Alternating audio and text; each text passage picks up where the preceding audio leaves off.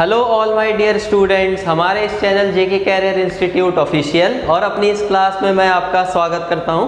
आज हम सब पढ़ेंगे क्लास 10th का एक बहुत ही इंपॉर्टेंट चैप्टर केमिस्ट्री का, जिसका नाम है पीरियोडिक टेबल। हालांकि इस चैप्टर को तो हमें सबसे शुरुआत में पढ़ना चाहिए, बट एनसीईआरटी बुक में ये सबसे लास्ट में दिया गया है। अब ऐसा क्यों ये मालूम नहीं, बट ये चैप्टर ऐसा है जिसे आपको एकदम शुरुआत में ही पढ़ना चाहिए, क्योंकि इसे पढ़े बिना आप बिल्कुल भी बेसिक नॉलेज केमिस्ट्री के बारे में गेन कर ही नहीं सकते। जो भी बेसिक्स केमिस्ट्री में यूज़ होंगे आपकी पूरी एनसीईआरटी बुक में, उन्हें आप समझ ही नहीं पाएंगे कि ये ऐसा आखिर ऐसा क्यों हो रहा है या किस कारण से किसी कई जगह पर आप फंस सकते हैं। तो उन सब डाउट्स जो भी होंगे चैप्टर्स के, उनसे निपटने के लिए पहले आपको ये चैप्टर पढ़ना पड़ेगा। तो देखिए, चैप्टर को शुरू करने से पहले मैं आपको बता दूं, जैसा कि मैंने यहाँ लिख भी रखा है केमिस्ट्री की जान, जो कि ये चैप्टर एक्चुअली में है। इस पूरे चैप्टर के अंदर हम लोग एलिमेंट्स के बारे में सीखेंगे, क्या एलिमेंट्स होते हैं, किस तरह से वो नेचर में अकर करते हैं, और कुछ आर्टिफिशियल एलिमेंट्स के बारे में भी। फिर किस तरह से हम पीरियोडिक टेबल क्या होती है, कैसे उसे यूज़ करेंगे, इन सब बारे में भी डिस्कशन करेंगे। इलेक्ट्रॉनिक कॉन्फ़िगरेशंस वगैरह लिखना हम सीखेंगे। और सबसे पहले पीरियोडिक टेबल की ज़रूरत हमें क्यों पड़ती है, हम इस बात पर डिस्कस करेंगे। तो चलिए, कॉपी और पेन लेकर आप सभी तैयार हो जाइए, स्टार्ट करते हैं हमारी आज की क्लास को। तो सबसे पहले चलिए हम लोग ये सीखते हैं कि पीरियोडिक टेबल होता क्या है। तो पीरियोडिक टेबल मतलब कुछ नहीं, बस एक सिस्टमेटिक अरेंजमेंट है एलिमेंट्स का। अगर मैं कुछ एलिमेंट्स को ग्रुप्स में और कॉलम्स में, यानी ग्रुप्स और पीरियड्स में सिस्टमेटिक तरीके से एक डेफिनेट पैटर्न को फॉलो करते हुए अरेंज कर देता हूँ, तो इसी फिक्स पैटर्न का नाम होता है पीरियोडिक टेबल। ये तो इसके बारे में बात थी। अब अगर हम ये जानना चाहें कि हमें आखिर पीरियोडिक टेबल की ज़रूरत पड़ती क्यों है, तो देखिए, अगर इस प्रेजेंट टाइम की हम बात करें तो हमारे पास आज 118 एलिमेंट्स ऐसे हैं जिनके बारे में मुझे अच्छे से पता है। अब अगर इसमें से एक एक एलिमेंट्स की भी हम सेपरेट स्टडी करने लगे, उसके प्रॉपर्टीज़ की, किसी भी एक एलिमेंट की आप प्रॉपर्टीज़ उठा लीजिए। सपोज करिए आपको उसका मेल्टिंग पॉइंट वगैरह, या फिर उसका बॉइलिंग पॉइंट, या फिर वो किन किन चीज़ों के साथ में या किन किन अदर एलिमेंट्स के साथ में रिएक्शन करता है, उसके फिजिकल स्टेट्स वगैरह, केमिकल कंपोजिशन वगैरह कैसा है, ये कुछ ही प्रॉपर्टीज़ मैं आपको बता रहा हूँ एक एलिमेंट की। इसके अलावा भी मुझे एलिमेंट्स की बहुत सारी प्रॉपर्टीज़ को डिस्कस करना होता है। तो सोचिए, अगर एक एक एलिमेंट के बारे में मैं ये सारी चीज़ें जानने लगूँ, सारी उसकी प्रॉपर्टीज़, तो मुझे कितना टाइम लगेगा। टाइम को तो छोड़िए, कितना पैसा भी बर्बाद होगा अगर मैं एक एक एलिमेंट की सेपरेट स्टडी करने बैठूंगा।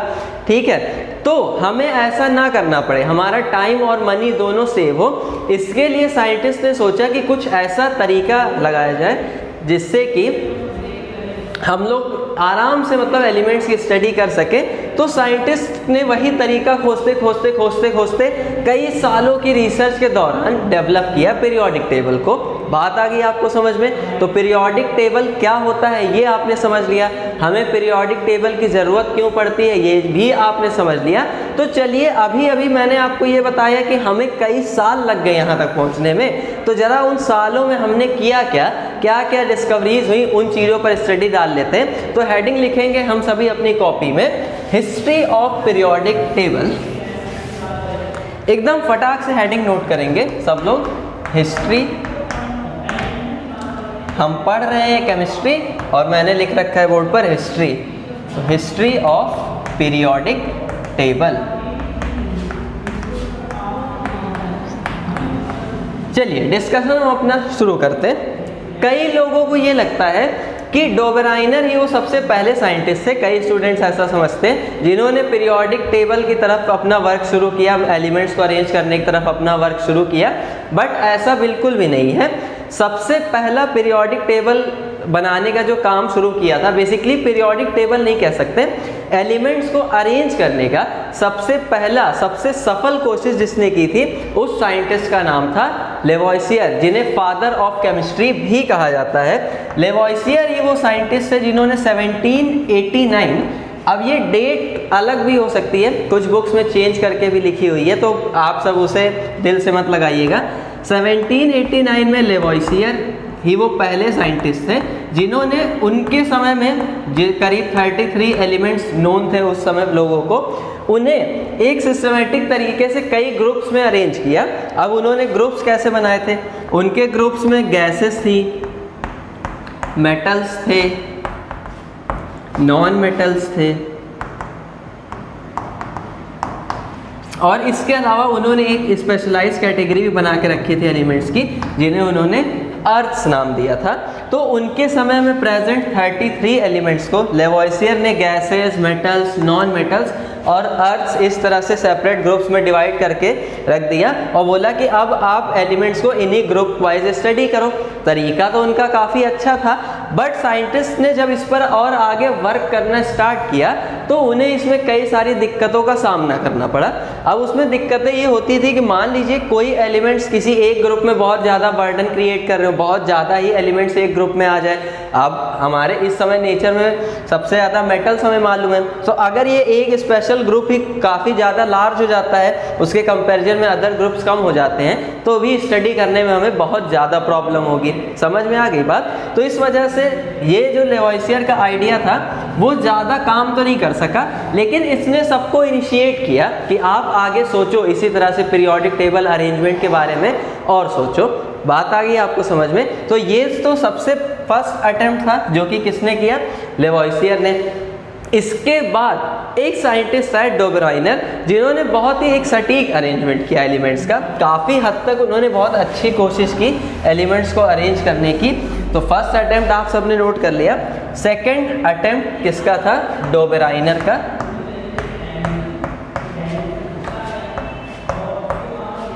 डोबेराइनर जिन्होंने ये अरेंजमेंट किया करीब 1829 में। ठीक है, अब डोबेराइनर ने किया क्या? डोबेराइनर ने अपने समय में, जिनके समय में जितने भी एलिमेंट्स मालूम थे लोगों को, उन्हें क्या किया ना, तीन एलिमेंट्स के ग्रुप में अरेंज कर लिया अपने हिसाब से। ठीक है, इस तरह से उन्होंने तीन ग्रुप बना लिए और उसमें एलिमेंट्स को अरेंज किया। अब ये जो अरेंजमेंट उन्होंने किया वो किया किस बेसिस पे? एक ग्रुप में उन्होंने उन एलिमेंट्स को रखा जिनकी physical as well as chemical properties आपस में बहुत ज़्यादा मेल खाती थी या एक दूसरे के जैसी थी, सिमिलर केमिकल प्रॉपर्टीज वाले। जैसे उन्होंने एक ग्रुप बनाया था लिथियम, सोडियम और कैल्शियम का। तो ये तीन एलिमेंट्स का ये जो एक ग्रुप बना है यहाँ, जिनकी केमिकल प्रॉपर्टीज सेम है या तो फिर लगभग सेम है, इसे उन्होंने क्या नाम दिया? ट्रायड नाम दिया।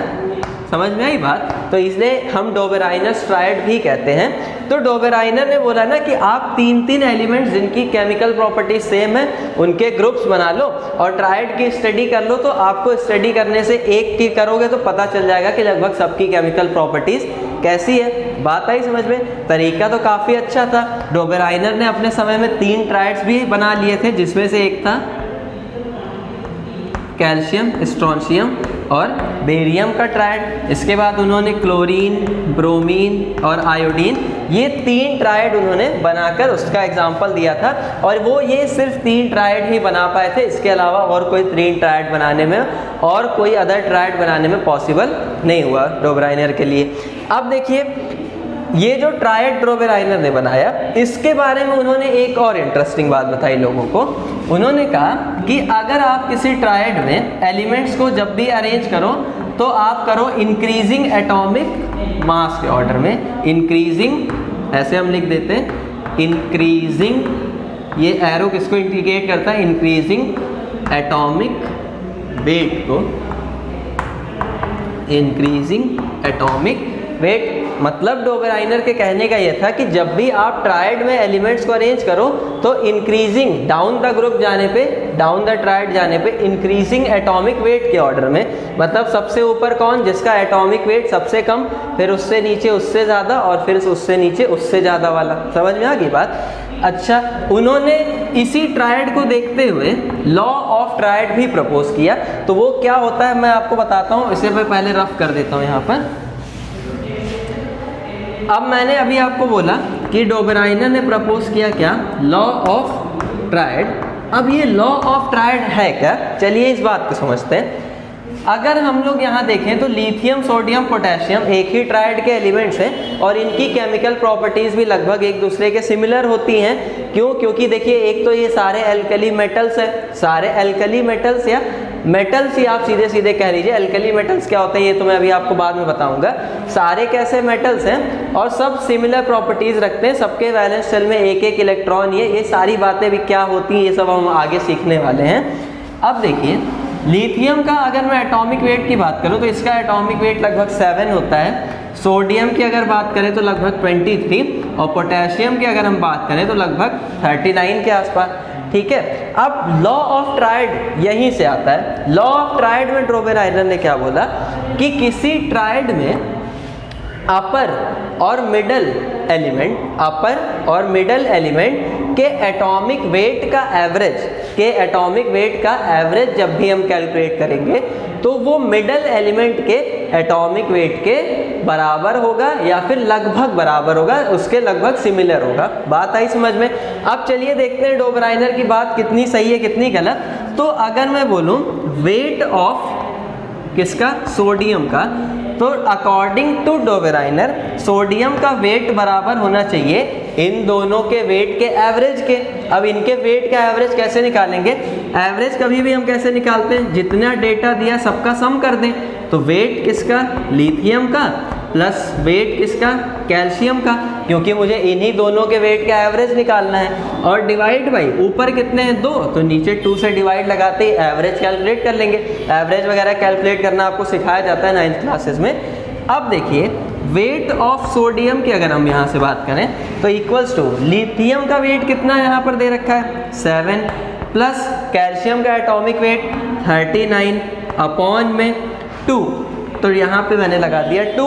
अब देखिए इक्वल इसको जब हम कैलकुलेट करेंगे तो 39 प्लस 7 कितना होता है 46 और 46 डिवाइड बाई 2 ये कितना होता है 23। और अगर आप ट्रायड के अंदर भी देखो तो यहाँ से वेट ऑफ सोडियम कितना आया 23 और इस ट्रायड में भी देखिए सोडियम का वेट कितना दे रखा है 23। इसका मतलब डोबेराइनर ट्रायड, ये जो लॉ ऑफ ट्रायड है वो कैसा है, करेक्ट है। बात आ गई आपको समझ में?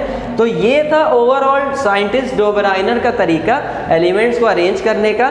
उन्होंने क्या बोला कि आप 3 एलिमेंट्स के ग्रुप बनाओ जिसे उन्होंने ट्रायड नाम दिया। ट्रायड के अंदर आप उन एलिमेंट्स को रखो जिनकी केमिकल प्रॉपर्टीज एक दूसरे से लगभग सिमिलर हों और साथ ही साथ उन्हें रखो down the triad increasing atomic weight के ऑर्डर में। और जब भी आप उन ट्रायड के अपर और लोअर एटॉमिक वेट्स जो भी एलिमेंट्स हैं उनके एटॉमिक वेट का एवरेज कैलकुलेट करेंगे आपको मिडल एलिमेंट का एटॉमिक वेट मिल जाएगा। समझ में आई? तो यही क्या था हमारा लॉ ऑफ ट्रायड।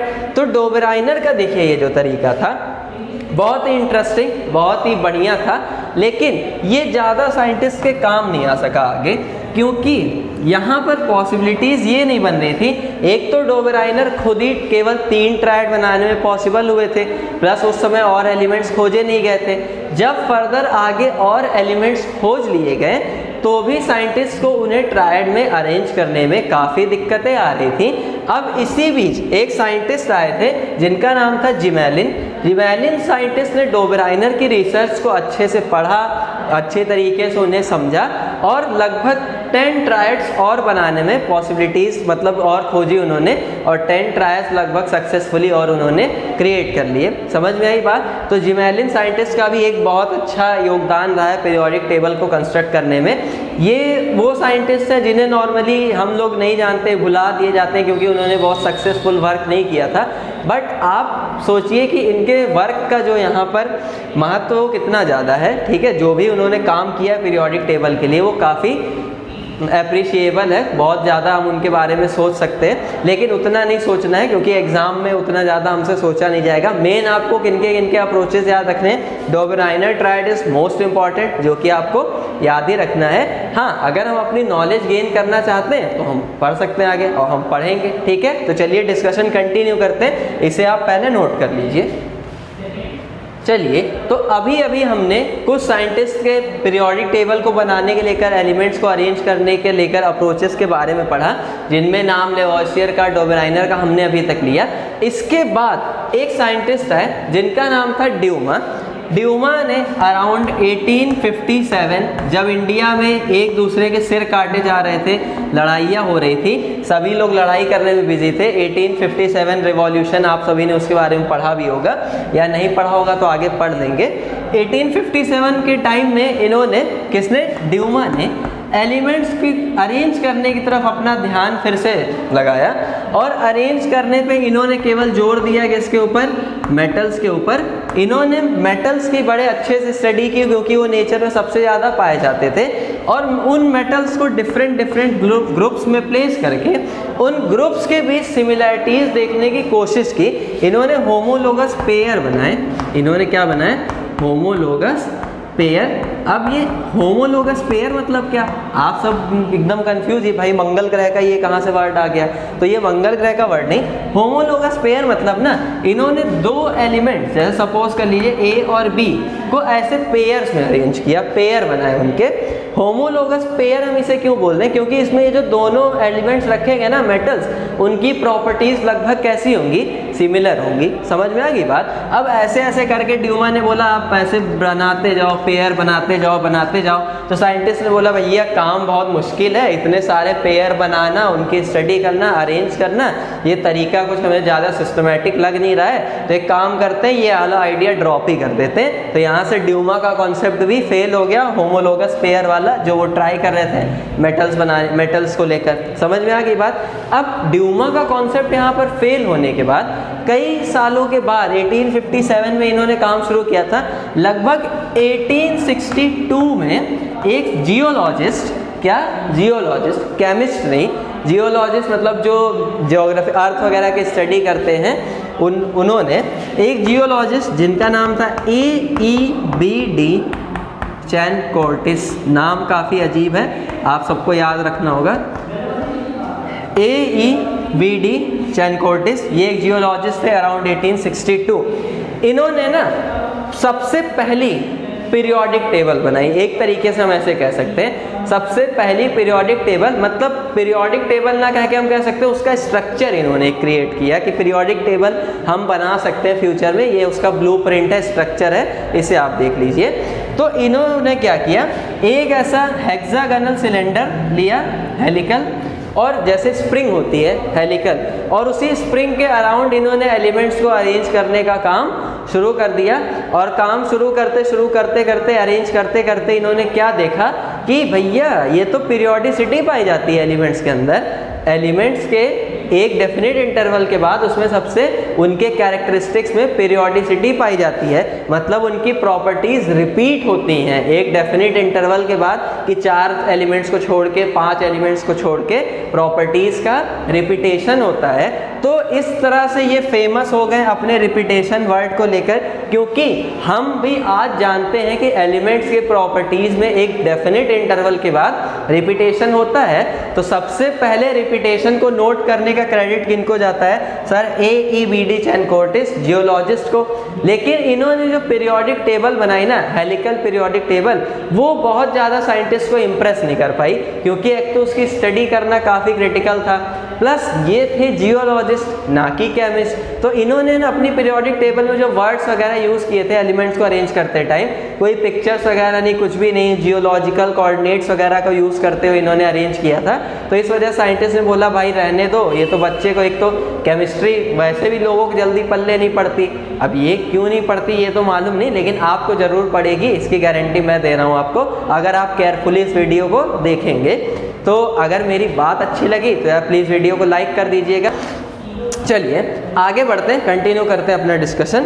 तो इनकी पीरियोडिक टेबल फेल हो गई जियोग्राफिकल कोऑर्डिनेट्स वगैरह को यूज़ करने के लिए। अब इसके बाद नए नए जो भी साइंटिस्ट हैं उनका नंबर आ जाता है। तो इसी बीच में एक साइंटिस्ट और हैं जिनका नाम था न्यूलैंड्स, अराउंड 1863 न्यूलैंड्स आए, एक साइंटिस्ट, इंग्लिश साइंटिस्ट थे, और इन्होंने दिया the famous law of octaves. अब ये लॉ ऑफ ऑक्टेव्स क्या है ये मैं अभी आपको बताता हूँ, बट आप अभी ये डेट नोट कर लीजिए और साइंटिस्ट का नाम नोट कर लीजिए। साइंटिस्ट का नाम था John Dobereiner, sorry Newlands. English scientist around 1863। अब इन्होंने क्या किया, देखिए इन्होंने बड़ा अच्छा एक काम किया, एलिमेंट्स को ऐसे अरेंज किया इंक्रीजिंग एटॉमिक वेट्स के ऑर्डर में। इनके समय में अराउंड 54 एलिमेंट्स तक लोगों को मालूम हो गए थे, तो इन 54 एलिमेंट्स को इन्होंने अरेंज किया एटॉमिक वेट्स के इंक्रीजिंग ऑर्डर में। जैसे मैं आपको उनका अरेंजमेंट अगर कुछ करके दिखाता हूँ तो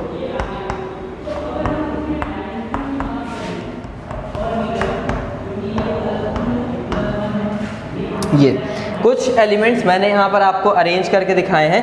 hydrogen, lithium, beryllium, boron, carbon, nitrogen, oxygen, सब सिंबल्स यहाँ एलिमेंट्स के लिखे हुए हैं। Fluorine, sodium, magnesium, aluminium, silicon, phosphorus, sulphur, then chlorine, potassium, calcium, chromium, titanium, manganese, iron, cobalt and nickel. यहाँ पर ये इन्होंने एक साथ ही अरेंज कर दिया था, ऐसा क्यों अभी हम डिस्कस करते हैं। देन कॉपर, जिंक, ये कॉमन अरेंजमेंट था, न्यूलैंड्स ने किया था। अब देखिए अगर हम इस एलिमेंट अरेंजमेंट की स्टडी करें तो एक तो हम पाएंगे कि ये है इंक्रीजिंग एटॉमिक वेट्स के ऑर्डर में,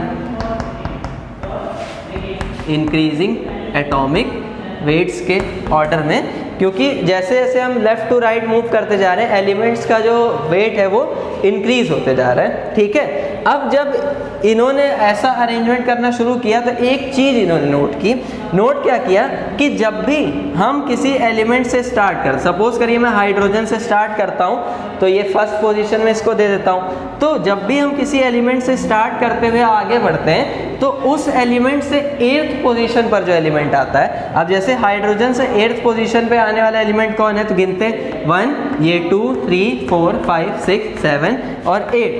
8th पोजीशन पे आने वाला एलिमेंट फ्लोरीन है, तो इसे हम 8 मार्क कर देते हैं। तो अकॉर्डिंग टू न्यूलैंड्स अगर हम किसी एलिमेंट से स्टार्ट करें और तो उससे 8th पोजीशन पर आने वाला जो एलिमेंट होगा उस एलिमेंट की प्रॉपर्टी और फर्स्ट एलिमेंट की प्रॉपर्टी आपस में कैसी होंगी, सेम होंगी। दोनों की ही केमिकल प्रॉपर्टीज किसकी, फर्स्ट वाले की और 8th वाले की आपस में कैसी होंगी, सेम होंगी। और इसका मतलब ये है कि एलिमेंट्स के अंदर एक फिक्स इंटरवल के बाद रिपीटेशन होता है। एलिमेंट्स की केमिकल प्रॉपर्टीज में एक फिक्स इंटरवल के बाद रिपीटेशन होता है। ये रिपीटेशन सबसे पहले किसने नोट किया था, सर AEPD चैनकोर्टिस ने, जिसे हम पीरियोडिसिटी का नाम देते थे। तो यहाँ पर भी यही है कि फर्स्ट एलिमेंट और 8th एलिमेंट की केमिकल प्रॉपर्टीज का सेम होना एलिमेंट्स में पीरियोडिसिटी को शो करता है। अब यही पीरियोडिसिटी ना आगे चल के बेस बनेगी मॉडर्न पीरियोडिक टेबल को क्रिएट करने का, इसी वजह से हम इस पे इतना फोकस कर रहे हैं। तो ये था न्यूलैंड्स लॉ जो इन्होंने दिया। अब इसका कंपैरिजन इन्होंने किया ना म्यूजिकल नोट्स से। म्यूजिकल नोट्स कैसे, जैसे हम हिंदी में हमारे म्यूजिकल नोट्स होते हैं सा, रे, गा, मा, पा, धा, नी, ये 7 म्यूजिकल नोट्स होते हैं। मेरी आवाज़ सुरीली लगी तो एक बार फिर वीडियो को लाइक कर दीजिएगा जिन्होंने नहीं किया है। तो ये 7 म्यूजिकल नोट्स है। अब देखिए सा, रे, गा, मा, पा, धा, नी। अब नी के बाद फिर से क्या आता है, सा। तो अगर हम इसे फर्स्ट नोट दें तो इससे फर्स्ट पे 8th पोजीशन पे देखिए अगेन यही फर्स्ट वाला नोट रिपीट हो रहा है। सा से हमने स्टार्ट किया और 8th पोजीशन पे अगेन कौन रिपीट हो गया, सा। इसी तरह से उन्होंने न्यूलैंड्स से समझाया कि जब भी हम एलिमेंट्स को एटॉमिक वेट के इंक्रीजिंग ऑर्डर में अरेंज कर दें और फर्स्ट एलिमेंट से पढ़ना स्टार्ट करें तो उससे 8th पोजीशन पे जो एलिमेंट आएगा ना वो अपनी प्रॉपर्टी को रिपीट कर रहा होगा फर्स्ट वाला एलिमेंट। मतलब हाइड्रोजन और फ्लोरीन जो है यहाँ पर इनकी केमिकल प्रॉपर्टी सेम है, यानी अगर ये सा तो ये वाला भी किसकी तरह बिहेव करेगा, सा की तरह। मतलब हाइड्रोजन और फ्लोरीन की प्रॉपर्टीज आपस में कैसे होंगी, सेम। हम बोलेंगे कि फ्लोरीन की शक्ल में हाइड्रोजन ही अपनी प्रॉपर्टी को रिपीट कर रहा है। बात आ गई समझ में। तो ये था the famous Newlands law of octaves, जिसे कहा जाता है हिंदी में इसे कहते हैं न्यूलैंड्स का अष्टक नियम। अब देखिए इसमें भी आप देख सकते हैं आगे कि अगर मैं लिथियम को फर्स्ट पोजीशन दे दूं तो देखिए चेक कर लेते हैं कि न्यूलैंड्स कितने सही थे कितने गलत। तो न्यूलैंड्स की बात मानते हुए लिथियम को दी फर्स्ट पोजीशन। अब इससे 8th एलिमेंट चेक करिए तो ये 1 2 3 4 5 6 7 और 8 पे कौन आ रहा है? सोडियम। तो देखिए लिथियम और सोडियम की भी प्रॉपर्टीज कैसी होती है, एक जैसी। हमने अभी डोबेराइनर ट्रायड बनाया था, उसमें भी ये दोनों एलिमेंट्स कैसे एक ही ट्रायड में थे, तो इनकी भी केमिकल प्रॉपर्टीज आपस में सेम होती हैं। तो ये था पूरा का पूरा न्यूलैंड्स लॉ ऑफ ऑक्टेव, जो कि अभी तक फिट बैठते आ रहा है। इसने साइंटिस्ट को एक क्या बड़ा अच्छा माहौल क्रिएट करके दे दिया। साइंटिस्ट ने बोला मतलब कि एटॉमिक वेट के इंक्रीजिंग ऑर्डर में अरेंज करके एलिमेंट्स में पीरियोडिसिटी होती है प्रॉपर्टीज में, मतलब कुछ किया जा सकता है। न्यूलैंड्स का आइडिया सबको काफ़ी अच्छा लगा, लेकिन जब साइंटिस्ट ने और फर्दर स्टडी की तो उन्होंने ये पाया कि भैया ये तो सिर्फ कैल्शियम तक ही अप्लाई होता है, उसके आगे तो जाते ही ये फेल हो जाता है। अब यहाँ से फिर अगेन पोपट हो गया। क्यों? क्योंकि इसके आगे करे तो करे क्या, बाकी जितने एलिमेंट्स बच रहे हैं उनको भी तो अरेंज करना है। तो इसी वजह से ये न्यूलैंड्स लॉ फेल हो गया, क्योंकि ये कैल्शियम के आगे अप्लाई नहीं हो पाया। समझ में आ रही है बात? तो फटाफट क्विकली एकदम नोट्स करेंगे न्यूलैंड्स लॉ ऑफ ऑक्टेव्स, जो कि अब आप सबको क्लियरली समझ में आ गया है। सारे गामा गाते हुए नोट करिए, फिर हम पढ़ते हैं अपना अगला कॉन्सेप्ट। चलिए, तो अभी अभी हमने देखा कि एक एक करके सारे साइंटिस्ट के एलिमेंट्स को अरेंज करने के अटेम्प्ट धीरे धीरे फेल ही होते जा रहे थे, लेकिन कहा जाता है कि हर गलती से हम कुछ ना कुछ सीख सकते हैं। तो हर साइंटिस्ट ने अपनी गलती से कुछ ना कुछ सीखा, लेकिन खुद अगर गलती कर करके सीखते रहेंगे तो जिंदगी भर सीखते ही रह जाएंगे। इसलिए दूसरों की गलतियों से भी सीख लो। तो इन साइंटिस्ट ने जो गलतियां की, इनकी गलती को किसी और साइंटिस्ट ने नहीं दोहराया, ये सबसे अच्छी बात थी। सबने नए नए वेज से एलिमेंट्स को अरेंज करने का तरीका खोजा, और इन सब में एक साइंटिस्ट ऐसे भी थे ना जो एलिमेंट्स को अरेंजमेंट में उन्होंने कोई प्लान नहीं बनाया कि मैं एलिमेंट्स को अरेंज करूंगा, लेकिन प्लानिंग ना होते हुए भी उन्होंने आखिर एलिमेंट्स को अरेंज करके दिखाई दिया।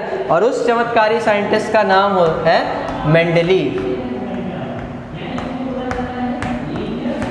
मेंडलीव वो रशियन साइंटिस्ट थे जिनका कोई पक्का इरादा नहीं था कि मैं एलिमेंट्स को अरेंज करूंगा, बट इन्होंने एलिमेंट्स को अरेंज कर दिया। अब इसके पीछे एक छोटी सी स्टोरी है। अराउंड 1869 इन्होंने अपनी पीरियोडिक टेबल प्रपोज की थी दुनिया के सामने। तो देखिए स्टोरी सिंपल सी है, ये काफ़ी घुमक्कड़ स्वभाव के व्यक्ति थे। घुमक्कड़ मतलब आप सभी समझते होंगे, जिसको घूमना फिरना काफ़ी पसंद हो। हाँ, और काफ़ी क्यूरियस नेचर था मेंडलीव का। तो मेंडलीव को पसंद था नई नई डिस्कवरीज के बारे में जानना। जब भी कहीं नया एलिमेंट खोजा जाता था, भाई साहब तुरंत वहाँ पहुँच जाते थे, लिया अपना पर्चा, नोट करना शुरू कर दिया। साइंटिस्ट से मिले, हाँ भाई बताओ नाम क्या है एलिमेंट का, क्या क्या प्रॉपर्टीज़ हैं वगैरह वगैरह, बढ़िया नोट किया। हालांकि केमिस्ट थे तो इस वजह से उनको इस बारे में नॉलेज थी, क्यूरियोसिटी थी जानने की। सब कुछ नोट करके ये वो पर्चा ले आते थे, और इनके स्टोर रूम में खिड़की पर एक गंदा सा पर्दा टंगा हुआ था, उसमें कई जगह छेद वगैरह बने थे। तो ये उस पर ऐसे टैग कर देते थे, वो पर्चा लगाया, यहाँ पे पिन कर दिया। अब धीरे धीरे फिर क्या हुआ, कई सारे एलिमेंट्स, अराउंड 63 एलिमेंट्स तक इनके टाइम में लोगों ने खोज लिए थे। तो उन 63 एलिमेंट्स को उन्होंने ऐसे पर्चे पे लिस्ट सबकी बनाई हुई थी, ऐसे टैग करते गए, एक ऑर्डर देखते हुए देखते हुए। और जब इन्होंने उस ऑर्डर को एक दिन अचानक से ऐसे गौर से देखा, तब इन्हें पता चला कि आखिर ये मैंने क्या कर दिया। इन्होंने एलिमेंट्स की पूरी की पूरी पीरियोडिक टेबल उस गंदे से पर्दे पे बना रखी थी स्टोर रूम की खिड़की के। समझ में आई बात? तो मेंडलीव ने इस तरह से एक्सीडेंटली पीरियोडिक टेबल बनाई। जस्ट ये स्टोरी है, इसकी कोई प्रूविंग वगैरह नहीं है, ऐसा ही सुना है हम सभी ने, तो हम यही मानते हैं। ठीक है, एक्सीडेंटली इन्होंने पीरियोडिक टेबल बना दी, क्रिएट कर दी। अब देखिए पीरियोडिक टेबल जब इन्होंने क्रिएट की ना, तो इसमें उन्होंने एक पैटर्न देखा। खिड़की पर जो भी पर्चे इन्होंने लगा रखे थे, जो भी स्लिप्स, इस पर उन्होंने एक पैटर्न देखा कि जो भी एलिमेंट थे वो एटॉमिक वेट्स के इंक्रीजिंग ऑर्डर में अरेंज थे। एटॉमिक वेट के इंक्रीजिंग ऑर्डर में। एक बात तो ये आपको ध्यान रखनी होगी, ठीक है। तो अब जब ये उससे इंस्पायर हो गए, तब इन्होंने एलिमेंट्स के अरेंजमेंट के काम को और थोड़ी सी तेजी दी और डीप स्टडी की, अरेंजमेंट वगैरह करना शुरू किया, और हमारे सामने बना के रख दी मेंडलीव्स पीरियोडिक टेबल। अब मेंडलीव्स पीरियोडिक टेबल के बारे में मैं आपको कुछ स्पेशल बातें, खास बातें जो है वो बता देता हूँ। मेंडलीव्स पीरियोडिक टेबल की देखिए, अगर एक मैं आपको ब्लूप्रिंट यहाँ पर दिखाऊं तो उसकी शक्ल आपको कुछ इस तरह से दिखेगी, कुछ इस तरह के उसमें हॉरिजॉन्टल रोज आपको दिखेंगी और इस तरह के वर्टिकल कॉलम्स। ठीक है, ये जो हॉरिजॉन्टल लाइंस मैंने यहाँ पर खींच रखी है इस तरह की, जो इन लाइंस को हम कहते हैं पीरियड्स। ठीक है, जो ये लेफ्ट टू राइट हमने खींच रखी है, लेफ्ट टू राइट ऐसे लिख देते हैं। और ये जो अप टू डाउन आपको लाइंस दिख रही हैं, तो ये अप टू डाउन जो बने हैं कॉलम्स, इन्हें हम कहते हैं ग्रुप्स, इन्हें हम कहते हैं ग्रुप्स। तो ये रोज को हम क्या नाम देते हैं, पीरियड्स, और इन्हें हम क्या नाम देते हैं, वर्टिकल कॉलम्स को ग्रुप। समझ में आ गई बात, अप टू डाउन जो है। अब यहाँ से देखिए, मेंडलीव पीरियोडिक टेबल से हमें एक चीज़ का तो इंट्रोडक्शन मिल जाता है ग्रुप्स और पीरियड्स का, जो कि हम आज मॉडर्न पीरियोडिक टेबल में भी यूज़ करते हैं। अब बात यहाँ पर ये पड़ती कि कितने ग्रुप और कितने पीरियड्स पे इन्होंने एलिमेंट्स को अरेंज किया।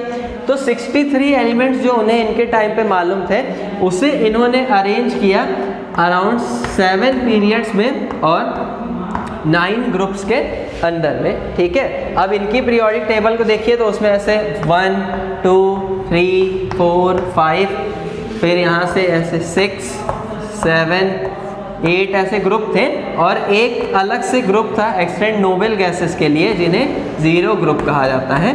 इनफैक्ट देखिए, मेंडलीव ने तो 8 ग्रुप्स में ही अरेंज किया था, बट बाद में जब नोबल गैसेस खोज ली गई तो उन्हें इस जीरो ग्रुप में रखकर देखा गया और पाया कि भैया ये मेंडलीव के जो क्लासिफिकेशन के अकॉर्डिंग इसमें फिट हो जाती हैं। तो ये इस टेबल की एक बहुत बड़ी खासियत है। ठीक है, तो हम कुल मिलाकर ये कह सकते हैं कि मेंडलीव्स पीरियोडिक टेबल में 9 ग्रुप्स थे और कितने पीरियड्स थे, इसमें 7 पीरियड्स थे। तो 1 2 3 4 5 देन 1 6 और एक और 7। ठीक है, तो मुझे लग रहा है ये वाला शायद आपको दिख नहीं रहा होगा, तो मैं यहाँ ऐसे 5 6 और यहाँ 7 कर देता हूँ, होप अब आपको दिख रहा होगा।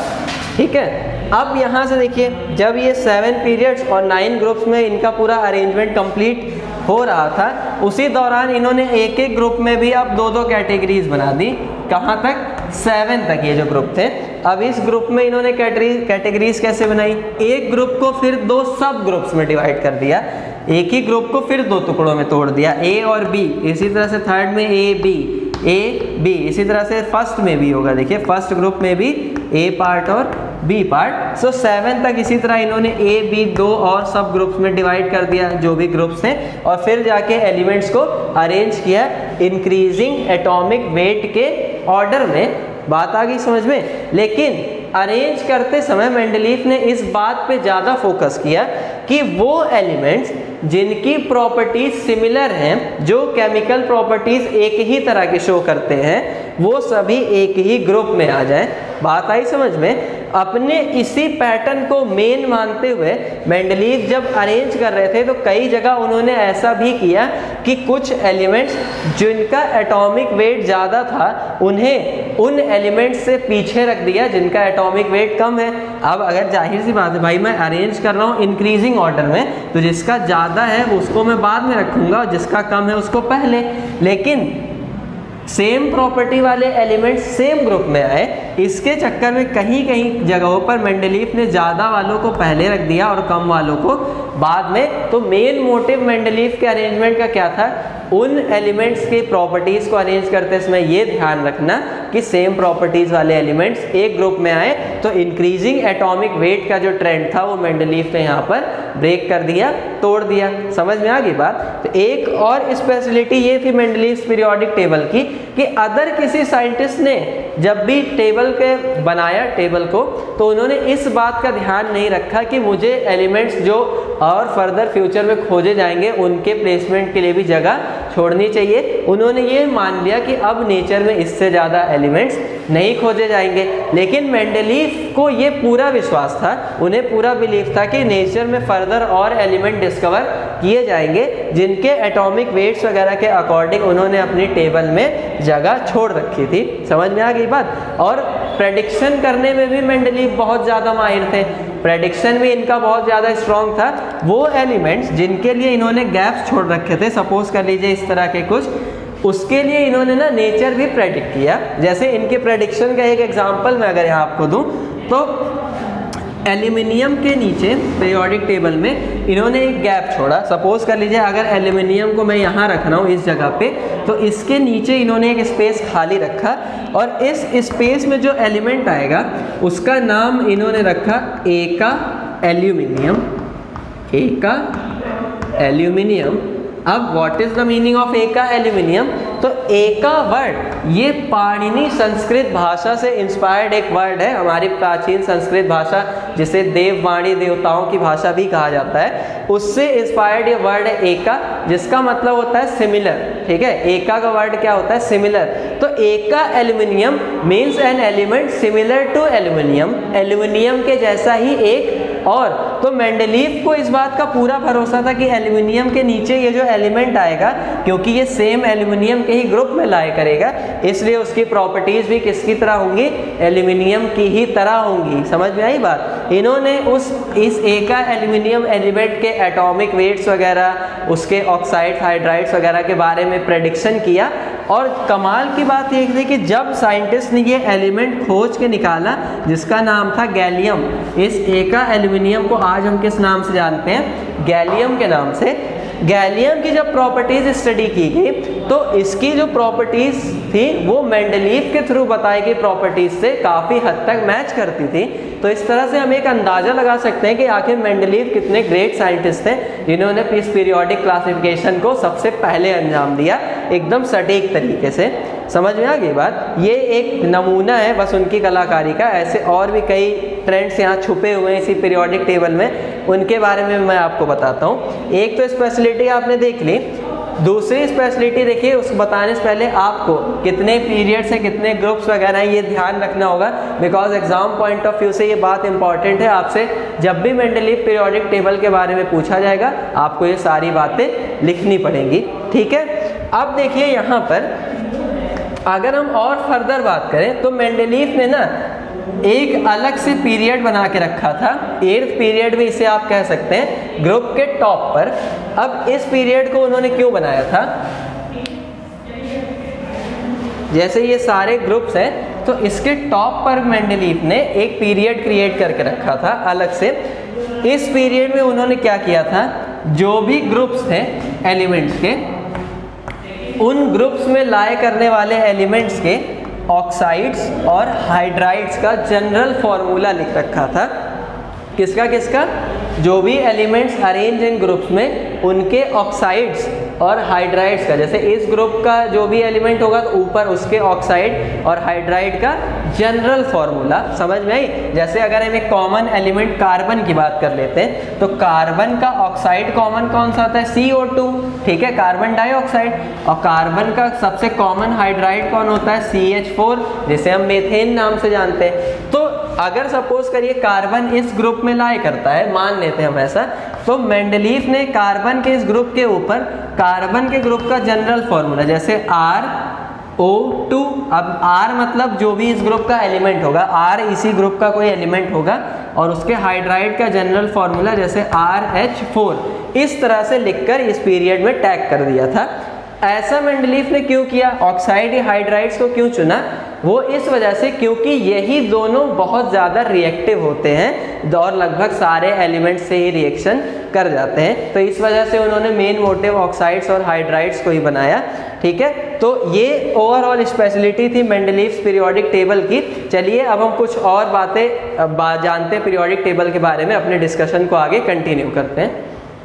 तो देखिए स्टूडेंट्स, अभी अभी हम सभी ने किसके बारे में पढ़ा? मेंडलीव्स पीरियोडिक टेबल के बारे में। और हमने देखा कि कितने ही अरेंज वे से मेंडलीव ने एलिमेंट्स को पूरी पीरियोडिक टेबल में अरेंज कर दिया ग्रुप और पीरियड्स में। अब देखिए जितनी भी चीज़ें अभी हमने यहाँ पर पढ़ी उसके बेसिस पर अगर हम कुछ कंक्लूजन्स निकालना चाहें तो कंक्लूजन मेंडलीव पीरियोडिक टेबल का ये निकलता है कि मेंडलीव ने एलिमेंट्स को अरेंज किया इंक्रीजिंग एटॉमिक ऑर्डर में। एक तो रफली हम यहाँ पर ये समझ सकते हैं, और इसी इंक्रीजिंग एटॉमिक ऑर्डर के बेसिस पर मेंडलीव ने दिया सबसे पहला पीरियोडिक लॉ। दुनिया का सबसे पहला पीरियोडिक लॉ किसने दिया था? मेंडलीव ने। तो आपको याद रखना होगा, तो हम यहाँ लिख देते हैं फर्स्ट पीरियोडिक लॉ, या फिर इसे मेंडलीव्स पीरियोडिक लॉ भी कहा जाता है। अब ये लॉ है क्या? इसके बारे में हम सभी समझ लेते हैं। तो देखिए, मेंडलीफ ने एलिमेंट्स को अरेंज करने का बेस किसे बनाया? एलिमेंट्स के एटॉमिक वेट को। और मेंडलीफ ने देखा कि एटॉमिक वेट के ही हिसाब से एलिमेंट की प्रॉपर्टीज में चेंज आता है। मतलब मेंडलीफ के अकॉर्डिंग अगर एलिमेंट्स की केमिकल प्रॉपर्टीज चेंज हो रही हैं तो उनके चेंज होने का कारण कौन होगा? उन एलिमेंट्स का एटॉमिक वेट। समझ में आई बात? तो इसी बेसिस पे मेंडलीफ ने अपना पहला पीरियोडिक लॉ दिया और इस पीरियोडिक लॉ में उन्होंने ये बोला कि मैं लिखता हूँ, उसी समय आपको समझा भी दूंगा कि द फिजिकल एंड, आप सब भी बेहतर ये होगा कि मेरे साथ ही साथ नोट करते चले, the physical and chemical properties of elements are periodic function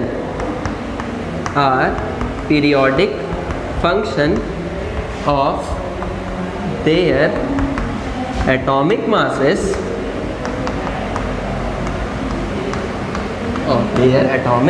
masses. ये था वर्ल्ड का पहला पीरियोडिक लॉ, यानी मेंडलीव्स पीरियोडिक लॉ, जिसमें मेंडलीफ ने ये बोला कि एलिमेंट्स के जो भी फिजिकल और केमिकल प्रॉपर्टीज होती हैं वो उनके एटॉमिक मासेस, उन एलिमेंट्स के रेस्पेक्टिव एटॉमिक मासेस का पीरियोडिक फंक्शन होती है। अब यहाँ पर पीरियोडिक फंक्शन वर्ड का देखिए सिंपल सा मतलब ये है ना कि जब भी एटॉमिक मास में चेंज आएगा तो एलिमेंट्स की प्रॉपर्टी भी पीरियोडिकली चेंज होती जाएगी। समझ में आ गई बात? पीरियोडिक फंक्शन का बस सिंपल सा मतलब यही है कि एटॉमिक मास में जब भी वेरी होगा, वेरिएशन आएगा, उसी के साथ साथ में एलिमेंट्स की प्रॉपर्टीज भी चेंज हो जाएंगी। अब जैसे आप सभी ने न्यूलैंड्स के कॉन्सेप्ट में देखा था कि न्यूलैंड्स ने कहा था कि हर 8वें एलिमेंट पर, हर 8th एलिमेंट पर ये प्रॉपर्टीज चेंज होंगी। तो इसी तरह का ये जो एक फिक्स एलिमेंट इंटरवल होता है ना, बस उसी लिए हम ये पीरियोडिक वर्ड यूज कर लेते हैं। मेन मोटिव क्या है कि प्रॉपर्टी में चेंज आ रहा है, ठीक है। पीरियोडिसिटी मीन्स प्रॉपर्टी में एक फिक्स इंटरवल के बाद, 8th पोजीशन के बाद या 4th पोजीशन के बाद एक फिक्स इंटरवल, उसके बाद चेंज हो रहा है। इसी वर्ड का नाम मतलब है पीरियोडिसिटी। समझ में आई बात? अब ये तो देखिए था फर्स्ट पीरियोडिक लॉ जो मेंडलीफ ने सजेस्ट किया। इसके बेसिस पर अगर हम देखना चाहें कि किस तरह से मतलब और क्या क्या अचीवमेंट है मेंडलीफ की पीरियोडिक टेबल की, तो चलिए ये सारी चीज़ें भी देख लेते हैं। चलिए मेरे साथ साथ आप सब भी हेडिंग लिखिए, एडवांटेजेस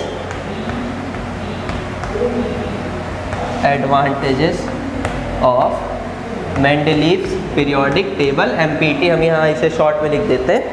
तो देखिए पूरी मेंडलीव पीरियोडिक टेबल हमने जब स्टडी की तो हमने सबसे पहले एक चीज़ नोटिस की कि मेंडलीव ने एलिमेंट्स का डिवीज़न किया, अरेंजमेंट किया ग्रुप्स और पीरियड्स में, ठीक है। तो एक तो सबसे पहला एडवांटेज यही है मेंडलीव की पीरियोडिक टेबल का कि मेंडलीव पीरियोडिक टेबल से मुझे इंट्रोडक्शन मिलता है ग्रुप और पीरियड्स का।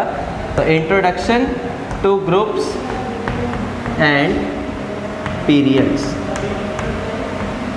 ये मेंडलीव पीरियोडिक टेबल की एक बहुत खास बात है जो, और ग्रुप्स एंड पीरियड्स ने काफ़ी इंस्पायर भी किया आगे साइंटिस्ट को कि आप इस अरेंजमेंट में भी एलिमेंट्स को बहुत अच्छे से स्टडी कर सकते हैं। दूसरा एडवांटेज देखिए, अभी अभी जस्ट इसके पहले जब हमने मेंडलीव पीरियोडिक टेबल पढ़ी थी तो उसमें हम सभी ने ये देखा कि मेंडलीव ने मेन मोटिव माना एटॉमिक वेट को एलिमेंट्स की प्रॉपर्टीज में चेंज लाने का, लेकिन कुछ जगहों पर मैंने आपको बताया था कि उन्होंने खुद इस ट्रेंड को छोड़ दिया।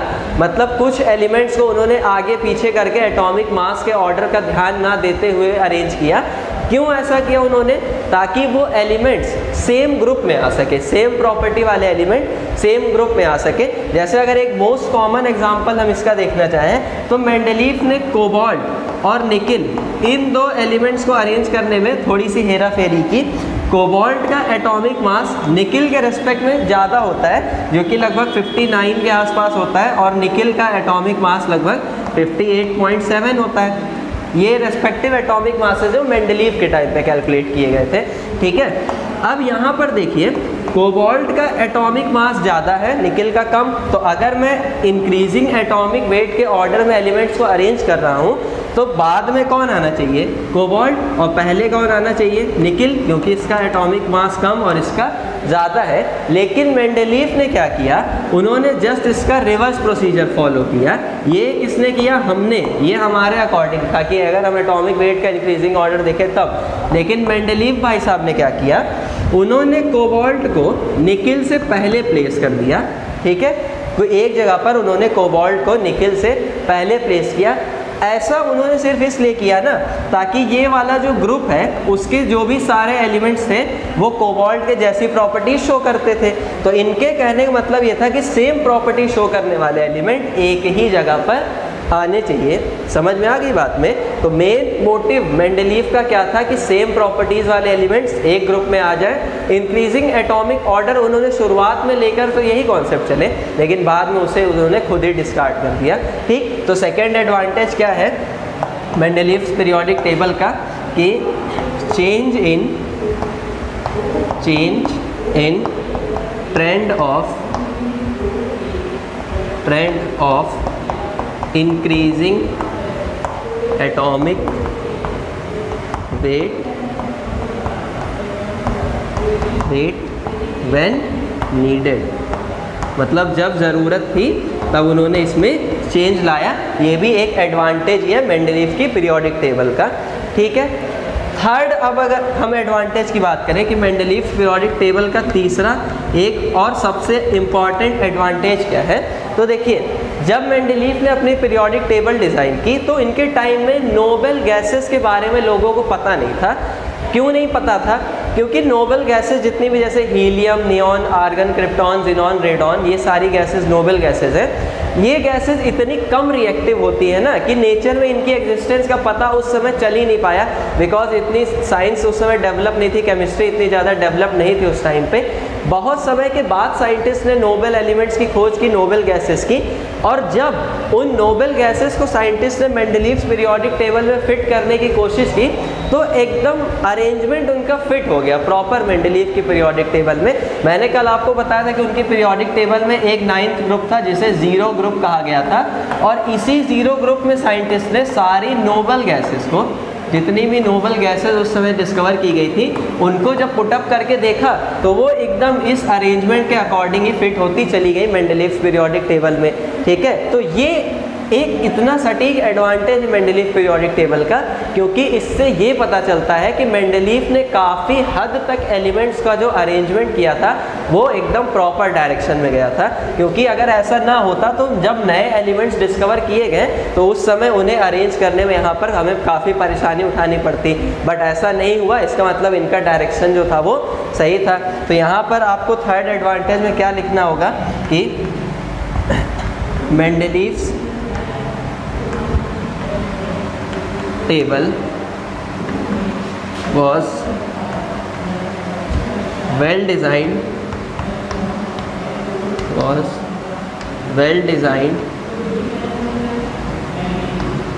for future known elements। Future known elements का मतलब जैसे दैट इज में करके आप यहाँ पर लिख सकते हैं, दैट इज नोबल गैसेस। ठीक है, तो फ्यूचर नोन एलिमेंट्स मतलब जो फ्यूचर में खोजे जाएंगे, जैसे कि नोबल गैसेस बाद में खोजी गई, उनके लिए भी मेंडलीफ की पीरियोडिक टेबल एकदम वेल डिजाइन थी, पूरी तरीके से तैयार थी, नो डाउट। ठीक है, चौथा और सबसे इम्पॉर्टेंट पॉइंट इसे भी हम कह सकते हैं, आई होप आपने ये सभी पॉइंट्स अभी तक नोट कर लिए होंगे पूरी तरीके से। फोर्थ पॉइंट की देखिए अगर हम बात करें तो फोर्थ पॉइंट जो है वो है about the prediction of Mendeleev. मैंने आपको बताया था प्रेडिक्शन में बहुत ही माहिर थे, और उन्होंने बीच बीच में कुछ गैप्स भी छोड़ रखे थे अपनी पीरियोडिक टेबल में, क्योंकि उनको पूरा भरोसा था कि फ्यूचर में ये एलिमेंट्स डिस्कवर किए जाएंगे कभी ना कभी बाद में। तो यहाँ पर फोर्थ पॉइंट में आप बस जो है ऐसे strong prediction about future known elements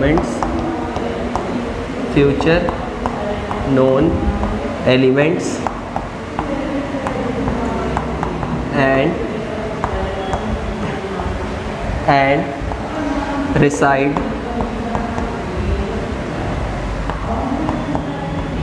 space. ठीक है, इस तरह से आप करके यहाँ पर लिख सकते हैं फोर्थ पॉइंट को कि मेंडलीफ ने फ्यूचर नोन एलिमेंट्स के बारे में स्ट्रॉन्ग प्रेडिक्शन किया अपनी पीरियोडिक टेबल के बेस पर, एंड रिसाइड सम गैप्स, यहाँ आप कर सम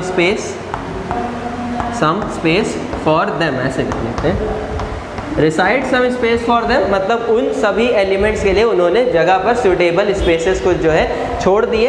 अब इनमें से कुछ एलिमेंट्स मैंने अभी आपको जस्ट बताए थे, जैसे कौन कौन से हमने देखा था, एका एल्यूमिनियम जिसे आज हम गैलियम के नाम से जाते हैं, उसके बारे में प्रेडिक्शन किया था मेंडलीफ ने, तो वो भी आप चाहे यहाँ पर तो मेंशन कर सकते हैं, दैट इज एका एल्यूमिनियम। उसके बाद में इसी तरह से एका सिलिकॉन भी एक एलिमेंट था जिसके बारे में मेंडलीफ ने प्रेडिक्शन दी। एका एल्यूमिनियम को आज हम गैलियम के नाम से जानते हैं और एका सिलिकॉन को आज हम जर्मेनियम कहकर बुलाते हैं, जर्मेनियम। गैलियम का सिंबल होता है Ge और गैलियम का सिंबल Ga और जर्मेनियम का Ge। ठीक है, तो ये कुछ इंपॉर्टेंट पॉइंट, कुछ एडवांटेजेस थे मेंडलीफ की पीरियोडिक टेबल के, जो आप सबने नोट कर लिए होंगे, अच्छे समझ भी लिए होंगे। चलिए अब हम इस टेबल के कुछ डिसएडवांटेजेस के बारे में बात करते हैं, क्योंकि हम सभी जानते हैं आज के टाइम में हम मेंडलीफ की पीरियोडिक टेबल नहीं यूज़ करते हैं, मतलब कि ये कॉन्सेप्ट भी था वो कहीं ना कहीं जाकर फेल हो गया था। तो क्या रीज़न थे कि ये फेल हो गया, क्या क्या डिसएडवांटेजेस थे इस पीरियोडिक टेबल के, क्या क्या शॉर्टकमिंग थे मेंडलीफ के इस कॉन्सेप्ट के, एक एक करके रफली हम सारी चीज़ें डिस्कस करते हैं। तो इसे आप पहले नोट डाउन कर लीजिए। Okay, so now we will discuss about the shortcomings of Mendeleev's periodic table. तो आप सब भी मेरे साथ हेडिंग नोट कर लीजिएगा कि डिसएडवांटेजेस और shortcomings of Mendeleev's periodic table MPT। ठीक है, इन सब के ऊपर हम डिस्कस करते हैं। तो चलिए शुरुआत करते हैं पहले डिसएडवांटेज से। पहली गलती जो थी मेंडलीफ की वो ये थी, गलती नहीं कह सकते, बेसिकली उस समय साइंस इतनी ज़्यादा स्ट्रॉन्ग थी नहीं, कॉन्सेप्ट्स इतने ज़्यादा लोगों को क्लियर नहीं थे। कारण ये कि डेवलपमेंट बहुत कम था साइंस का। तो देखिए हाइड्रोजन की अगर हम पोजीशन की बात करें मेंडलीव्स पीरियोडिक टेबल में, तो हाइड्रोजन की पोजीशन इसमें क्लियर नहीं थी। इसका कारण खुद हाइड्रोजन था, ना कि मेंडलीव। अगर हम हाइड्रोजन की बात करें तो हाइड्रोजन का एटॉमिक नंबर होता है 1 और इसका मास नंबर भी होता है 1। अब ये सारी चीज़ें क्या होती हैं ये मैं आपको अभी आगे बताने वाला हूँ, what is the meaning of atomic number, mass number, बस अभी आप सुनते चलिए एक एक करके। तो देखिए इसके इलेक्ट्रॉनिक कॉन्फ़िगरेशन की अगर हम बात करें तो हाइड्रोजन का एटॉमिक स्ट्रक्चर जो होता है वो उसका एक न्यूक्लियस जिसमें कि एक प्रोटॉन होता है और इसके अराउंड एक ऑर्बिट जिसमें एक इलेक्ट्रॉन इसका रिवॉल्व करते रहता है। अगर कहीं से हाइड्रोजन को एक इलेक्ट्रॉन और मिल जाए तो ये पूरी तरीके से स्टेबल हो जाता है। समझ में आ गई बात? तो अब देखिए स्टेबल होने के लिए हाइड्रोजन क्या करता है, अपने एक इलेक्ट्रॉन किसी अदर एटम से एक्सेप्ट भी कर सकता है। मतलब एक इलेक्ट्रॉन एक्सेप्ट करके ये H- आयन का फॉर्मेशन भी कर सकता है और एक इलेक्ट्रॉन लूज करके ये H+ आयन के फॉर्म में भी कन्वर्ट हो सकता है। समझ में आ गई बात? अब देखिए ये H- आयन की तरह बिहेव करना ये होती है हैलोजेंस की टेंडेंसी। अब आप कहेंगे ये हैलोजेंस क्या होते हैं? हैलोजन वो नहीं है बारात में आपने जलते हुए देखी लाइट, नहीं। हैलोजन हम कहते हैं जैसे फ्लोरीन, क्लोरीन, ब्रोमीन, आयोडीन, इन सभी एलिमेंट्स को आपने सुना होगा, इन्हें हम हैलोजेंस कह के बुलाते हैं। अब H- आयन यानी H- बनाने की जो टेंडेंसी है ना वो कौन शो करते हैं? हैलोजेंस। मतलब यहाँ पर H- शो करते हैं, इसमें हाइड्रोजन किसकी तरह बिहेव कर रहा है? हैलोजेंस की तरह। जबकि अगर हम H+ बिहेवियर की बात करें तो ये H+ बिहेवियर होता है एल्कली मेटल्स का। एल्कली मेटल्स मतलब जैसे सोडियम हो गया, पोटेशियम हुआ, कैल्शियम हुआ, ये सभी एल्कली मेटल्स की तरह ये सभी पॉजिटिव आयन बनाते हैं। सिंगल जो है केटाइन। तो H प्लस यहाँ बनाने का मतलब ये किसकी तरह बिहेव कर रहा है, एल्कली मेटल की तरह। अब यहाँ पर हो गई प्रॉब्लम क्रिएट। ऐसा क्यों? क्योंकि भाई एक ही एलिमेंट हाइड्रोजन दोनों की तरह बिहेव कर रहा है। मेंडलीफ ने मेन मोटिव किसे माना है अरेंजमेंट के एलिमेंट्स के, कि सेम प्रॉपर्टी शो करने वाले एलिमेंट्स सेम ग्रुप में रहेंगे। तो अब यहाँ पर दिक्कत ये हुई ना कि इनके सामने समस्या ये कि हाइड्रोजन को एल्कली मेटल के साथ रखूं कि इस ग्रुप में हाइड्रोजन को हैलोजेंस के साथ में रखूं। ये एक बहुत बड़ी समस्या मेंडलीफ के सामने यहाँ पर क्रिएट हो गई थी। कुल मिला जुला के कहने का मतलब ये कि मेंडलीव्स पीरियोडिक टेबल में हाइड्रोजन की पोजीशन क्लियर नहीं थी। ये एक बहुत बड़ा ड्रॉबैक, एक बहुत बड़ा डिसएडवांटेज है मेंडलीव की पीरियोडिक टेबल का। क्यों है ये भी मैंने आप सभी को समझा दिया। इसमें मेंडलीव की कोई गलती नहीं है, खुद हाइड्रोजन का ही बिहेव ऐसा है, तो वो क्या करें। समझ में आई बात? तो पहला शॉर्टकमिंग, पहला डिसएडवांटेज हम क्या लिखेंगे कि द पोजीशन ऑफ हाइड्रोजन। जब भी मैं लिखूं आप सभी मेरे साथ साथ ही नोट्स बनाते चलिए। The position of hydrogen was not cleared because it behaves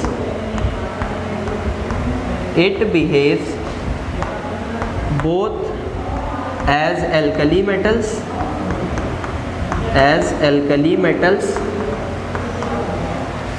as well as halogens। ठीक है, तो ये पहला डिसएडवांटेज था मेंडलीव्स पीरियोडिक टेबल का, इसे नोट करिए। फिर हम बढ़ते हैं अपने अगले कॉन्सेप्ट की तरफ। चलिए, तो अब हम लोग अपना दूसरा पॉइंट पढ़ लेते हैं। यहाँ पर दूसरा डिसएडवांटेज जो है मेंडलीव पीरियोडिक टेबल का, वो था आइसोबार्स और आइसोटॉप्स। आइसोबार्स मेनली आइसोटोप्स के बारे में हम बात करेंगे। एक्चुअली आइसोबार्स आइसोटोप्स दो वर्ड्स हैं, यहाँ पर मुझे आपको आइसोटोप्स के बारे में बताना है। आइसोटोप्स की पोजीशन मेंडलीव पीरियोडिक टेबल में क्लियर नहीं थी।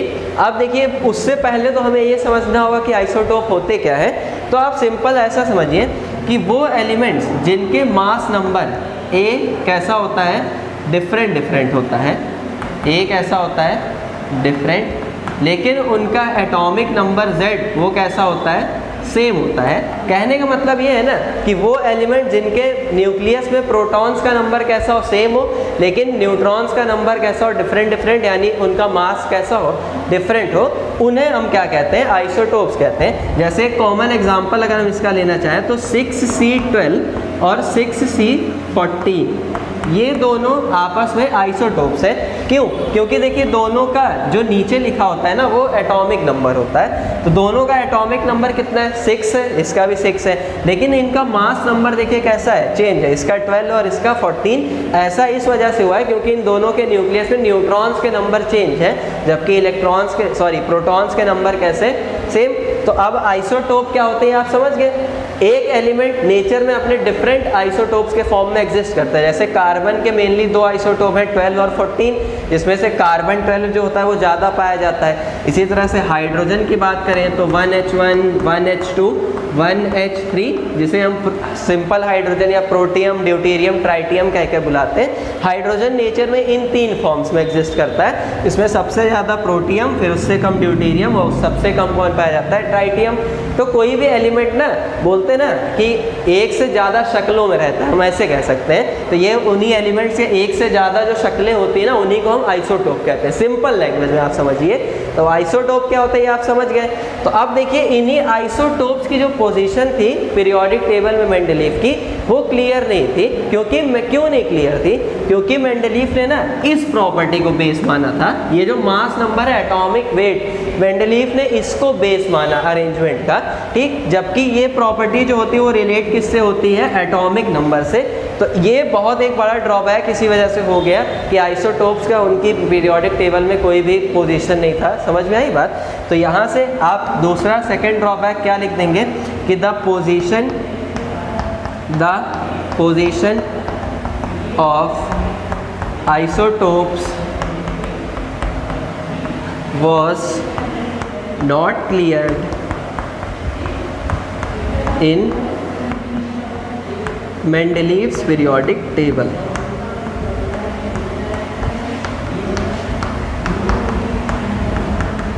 मेंडलीव्स पीरियोडिक टेबल, ठीक है। ये सेकंड पॉइंट आप इस तरह से लिख देंगे। तो ये दूसरा ड्रॉबैक हो गया यहाँ पर मेंडलीव पीरियोडिक टेबल का। आपको ध्यान रखना होगा आइसोटोप्स की पोजीशन क्यों नहीं क्लियर थी, क्योंकि मेंडलीव ने बेस किसको माना, एटॉमिक वेट को। समझ में आ गई बात। तो इस तरह से ये कुछ डिसएडवांटेजेस थे, शॉर्टकमिंग्स थी मेंडलीव पीरियोडिक टेबल की। तो आज की क्लास में हम लोगों ने एक पूरा का पूरा कंप्लीट डिस्कशन किया किस पे, हिस्ट्री ऑफ पीरियोडिक टेबल पर। आज हम जिस पीरियोडिक टेबल पर पहुंचे हैं उस तक हम किस किस तरह से पहुंचे, साइंटिस्ट को किन किन थ्योरीज से निपटना पड़ा, किन किन दिक्कतों का सामना करना पड़ा, बहुत ही हमने अच्छे से सीखा। और आई होप अब आपके मन में थोड़ी सी रेस्पेक्ट भी आ गई होगी उन साइंटिस्ट के लिए, क्योंकि उनकी रेस्पेक्ट करना देखिए ज़रूरी है। अगर आप एक अच्छे केमिस्ट्री स्टडी वाले स्टूडेंट बनना चाहते हैं तो आपको ज़रूर स्टडी करनी चाहिए, रेस्पेक्ट करनी चाहिए साइंटिस्ट की। तो देखिए आज की क्लास को हम अपनी यहीं पर स्टॉप करेंगे। नेक्स्ट क्लास में हम ये पढ़ेंगे कि आज मॉडर्न पीरियोडिक टेबल तक पहुंचने का जो मॉडर्न अप्रोच था वो क्या था। ये हमने आज की क्लास में क्लासिकल अप्रोच की बात की है, जो एंशिएंट थ्योरीज थी पीरियोडिक टेबल के बारे में, जो पुरानी सारे कॉन्सेप्ट्स हैं उनको हमने पढ़ा। नेक्स्ट क्लास में हम पढ़ेंगे कि मॉडर्न जो आज पीरियोडिक टेबल है उस तक हम कैसे पहुँचे। तब तक के लिए आपसे रिक्वेस्ट है जितना मैंने आपको पढ़ाया उतना आप एकदम कंप्लीटली रिवाइज कर लीजिएगा, सारी चीज़ों को अच्छे से लर्न कर लीजिएगा, केयरफुली रीड करते रहिएगा, अपने नोट्स आप प्रॉपर बनाइएगा। क्योंकि जिस तरह से जंग लड़ने वाले योद्धा का हथियार कौन होता है, जो उसके हाथ में हो, तलवार या जो भी कुछ भी, उसी तरह से एग्जाम में जब आप जंग लड़ोगे ना तो आपका हथियार है आपका नोट्स। जितना अच्छा हथियार उतनी ही जल्दी लड़ाई आप जीतोगे। चलाने का ढंग भी आना चाहिए, तो पढ़ना, चलाने का ढंग मतलब पढ़ना भी है उसको, और आपका हथियार यानी नोट्स अच्छे होने चाहिए। तब तक के लिए अगर आज की वीडियो आपको अच्छी लगती हो, मेरा पढ़ाने का तरीका आपको मज़ेदार लगता हो, तो प्लीज़ वीडियो को लाइक ज़रूर कर दीजिएगा और चैनल को सब्सक्राइब करके नोटिफिकेशंस ऑन करिएगा ताकि आप अपडेटेड रहें हमारे कंटेंट से। मिलते हैं हम अपनी अगली क्लास में। Till then bye.